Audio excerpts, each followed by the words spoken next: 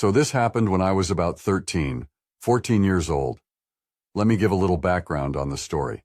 So during this time, I was in middle school, and my siblings were in elementary school, and we had different times for when we would be let out and be able to go home.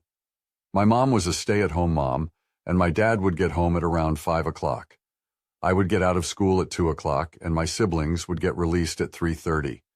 I would take the bus home, and when I would get home, my mother would already be gone to go pick up my siblings, so I would have about an hour of time to myself.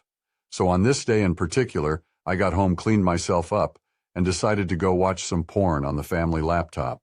So I do that for about a half an hour, finish, delete all history and trace of what I've done, and put the laptop back where I found it.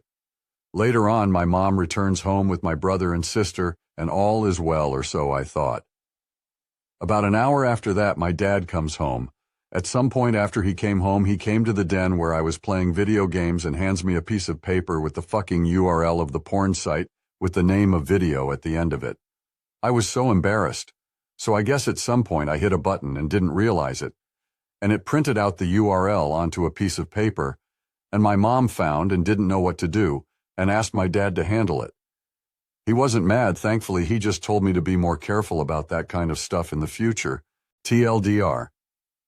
I was caught watching porn by my parents because they found a printed piece of paper with the URL on it.